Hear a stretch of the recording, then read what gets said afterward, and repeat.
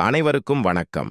நமது ராமாபுரம் சமூக நல கூட்டமைப்பின் மற்றும் ஒரு மைல் கல்லாக மனிதம் என்ற அறக்கட்டளை புதிதாக உருவாக்கப்பட்டுள்ளது. இந்த அறக்கட்டளைக்கு மனிதம் என்ற பெயர் அவ்வளவு எளிதில் கிடைக்கவில்லை. இருந்தாலும் நம்முடைய சமூக நல கூட்டமைப்பின் விடாமுயற்சியால் மனிதம் என்ற பெயரை பெற்றுவிட்டோம்.